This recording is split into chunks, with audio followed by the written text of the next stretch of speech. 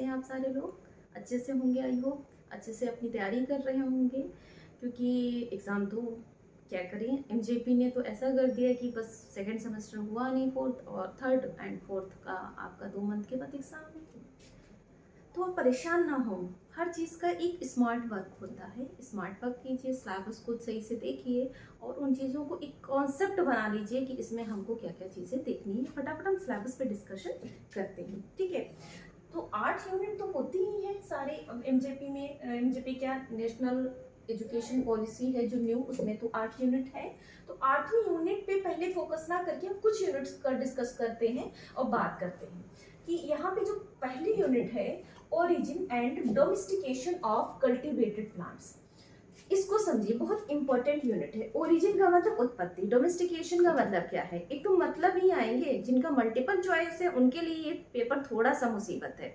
मुसीबत इसलिए है क्योंकि बैक्टीरिया, वायरस, एल्गी, फंजाई से वन वर्ड छाटना थोड़ा आसान होता है क्योंकि उसमें पता होता है कि कहाँ से आना है। इतना ज़्यादा वो थ्योरेटिकल नहीं होता है, लेकिन ये वाला पोर्शन थोड़ा थ्योरेटिकल ज़्यादा है और थ्योरेटिकल पोर्शन से मल्टीपल चॉइस मुश्किल होता है आप पानेंगे। तो आपको बहुत अच्छे से स्टडी करना है, एक पॉइंट क्लियर करना है, तो चीज़ों को समझना है। ओरिजिन का मतलब उत्पत्ति, इसमें ओरिजिन ऑफ डाइवर्सिटी है कि बहुत से प्लांट्स, बहुत से फ्लोरा अलग अलग जगह पर ओरिजिन हुए हैं, उनके हिसाब से ओरिजिन सेंटर बनाए हैं उनके, और कुछ स्पीशीज, कुछ क्रॉप को बहुत सालों से देखा गया, कुछ नई ओरिजिनेट हुई हैं, तो इस तरीके से आता है new world crop, old world crop. ये सारी चीज़ें हम लोग पढ़ते रहेंगे, ये मल्टीपल चॉइस भी बनेंगे और क्वेश्चन आराम से आपका बन जाएगा। फिर क्या है, फिर ये है डोमेस्टिकेशन। डोमेस्टिकेशन भी 2 तरीके से होता है, एक प्राइमरी, डोमेस्टिकेशन 2 तरीके का, मतलब और कई तरीके का पढ़ेंगे, किस तरीके से प्रोसेस पढ़ेंगे कि प्रोसेस क्या होता है। डोमेस्टिकेशन किसे कहते हैं ये समझिए, किसी भी वाइल्ड प्लांट स्पीशीज को कल्टीवेटेड प्लांट स्पीशीज में चेंज करने की फिनोमेना डोमेस्टिकेशन कहलाती है। वही पुराने ज़माने में क्या सबको पता था कि कॉटन से हम लोग रुई बनाएंगे और क्लॉथ बनाएंगे? नहीं ना, ये तो बाद में हमें पता चला। इसका बहुत अच्छा एग्जाम्पल ये है कि रेसिनस कम्युनिस, अरंडी का पेड़ जिससे अंडी निकलती है। भाई हमारे यहाँ, मैं शाहजहाँपुर की हूँ, तो यहाँ पे मैंने तो उसको वाइल्ड प्लांट की तरह उगते हुए देखा है, लेकिन उसकी इम्पोर्टेंस पता है तो कई स्टेट में उसकी खेती हो रही है। वाइल्ड स्पीशीज को किसमें बना लिया? कल्टीवेटेड। वाइल्ड का मतलब होता है जंगली, जो खुद से उगते रहे, जिनको हम इन प्लांट्स को हमसे कोई मतलब नहीं होता है, मतलब हमको इन प्लांट्स से कोई मतलब नहीं होता है, उगे, फ्लावरिंग करे, फ्रूटिंग करे, खुद से खत्म हो जाते हैं। कल्टीवेटेड प्लांट्स वो होते हैं जिनको हम अपनी देख रेख में उगाते हैं, उनके फल हमें चाहिए होते हैं अपने बेनिफिट के लिए, उनका हम ख्याल रखते हैं। जैसे जितना भी फसल वाला पौधा है, जितना फ्रूट वाला पौधा है, जो वेजिटेबल्स प्लांट है, वो सारे कैसे हैं? कल्टीवेटेड। हमेशा से तो नहीं थे ना, पहले तो कभी जंगली होंगे ना, बाद में हमने उनको कल्टीवेटेड प्लांट में चेंज किया है, वो सारे प्रोसेस पढ़ेंगे।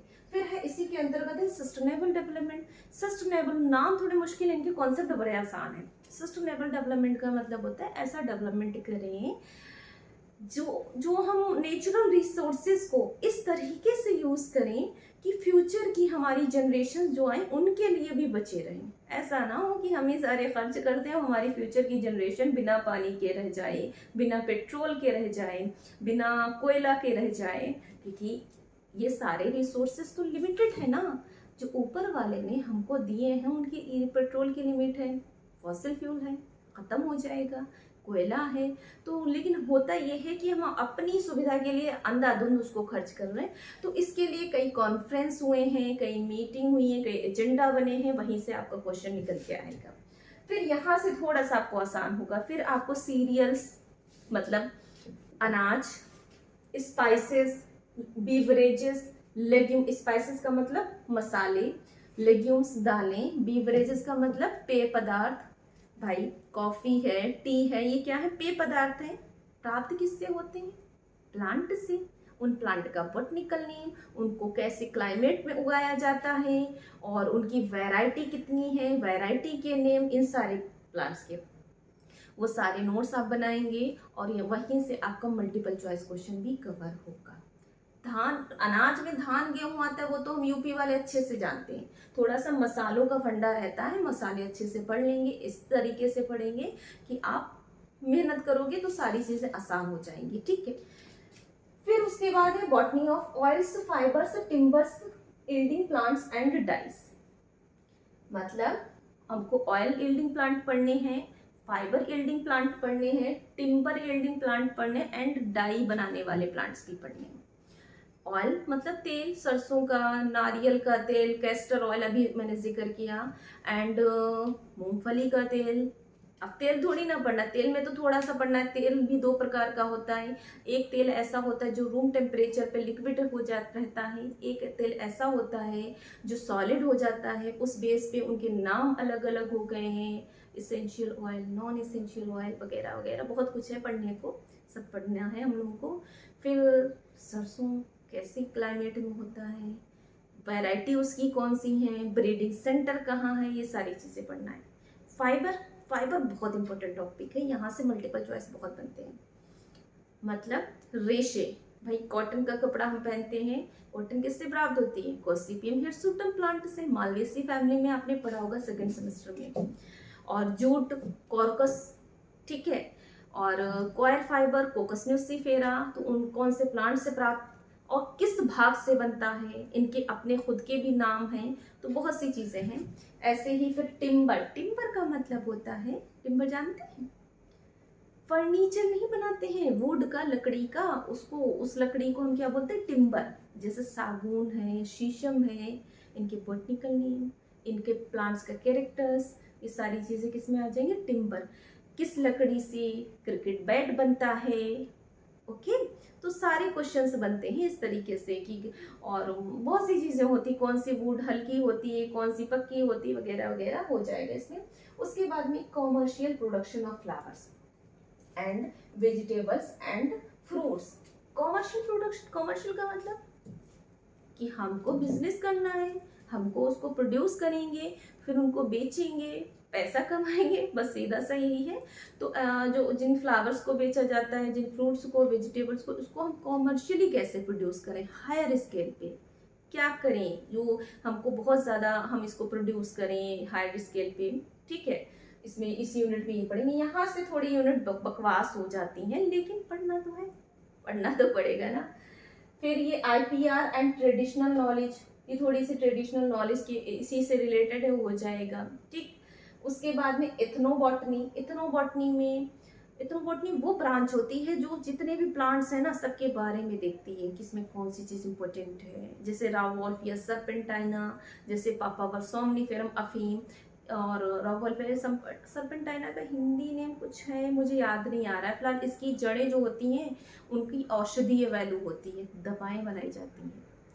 तो इसमें ये सारी चीज़ें पढ़ना है, सेंटर वगैरह कहाँ है, कहाँ क्या काम होता है, हो जाएगा। उसके बाद मेडिसिनल एस्पेक्ट, देखिए यहाँ जानकारी प्लांट्स का यूजफुल देखेंगे कि किस प्लांट का क्या यूज है, ओके, कौन सी दवा बनाई, जड़ी बूटी वाला मसला, और भी चीजें देखेंगे।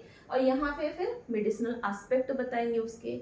उसके बाद यहाँ पे उन दवाओं को बनाएंगे कैसे, ये तो भाई फार्मासिस्ट वालों का टॉपिक हो गया। फार्माकोग्नोसी, इसमें मेडिसिन को कैसे बनाते हैं, को अलग अलग मेडिसिन दी हुई हैं, एक अलग अलग प्लांट से, एक जैसे इक्लिप्टा से मेडिसिन कैसे बनाएंगे, ये सब आपके सिलेबस में है, वो अंदर की बात है, बाद में देखते रहेंगे, ठीक। उसके बाद में herbal preparation and phytochemistry, phytochemistry वही प्लांट से रिलेटेड केमिस्ट्री, जो उसके अंदर केमिकल्स होते हैं, यूजेस क्या है। और हर्बल प्रिपरेशन, हर्ब का मतलब ही जानते हैं ना, प्रोडक्ट लगाते हैं, हर्बल है मतलब प्लांट्स को यूज करके हम कोई भी चीज़, हर्बल चीज़ बनाएंगे, वही सारी चीज़ें इसमें कैसे बनाएंगे वो सब आ जाएगा। ओवरऑल कहने का मतलब ये, मेहनत कीजिए अच्छे से। जिनका थ्योरेटिकल एग्जाम है उनको थ्योरी ढेर सारी लिखनी है, और जिनका मल्टीपल चॉइस एग्जाम है उनको एक एक लाइन को कंसीडर करना पड़ेगा, तभी ये जाके कुछ हो पाएगा, ओके। तो बेस्ट ऑफ लक, लग जाइए। डिलाइट बॉटनी क्लासेस आपके साथ में हैं, पूरी कोशिश करेंगे। बस आप लोग थोड़ा और मोटिवेट कीजिए, कमेंट कीजिए, और व्यूज़ आते हैं तो हम टीचर्स खुद को ज़बरदस्ती उठा के लाते हैं, क्योंकि ऑफलाइन का शेड्यूल होने की वजह से थकान तो हो ही जाती है। और ऑफलाइन बैचेस मेरे स्टार्ट ही हो रहे हैं, मैंने थर्ड सेमेस्टर का बैचेस हमारा 2 महीने में सिलेबस हो गया था जूलॉजी एंड बॉटनी का। इंशाल्लाह इस बार भी कोशिश है कि सिलेबस प्रॉपर तरीके से होगा MJPRU का, क्योंकि शाहजहाँपुर में मैं चलाती हूँ ऑफलाइन कोचिंग। जो इस तरह के बच्चे हों वो कांटेक्ट करें, ज़रूर आएँ, उनको अच्छा ही फीडबैक मिलेगा। ठीक है, लग जाइए। बहुत बहुत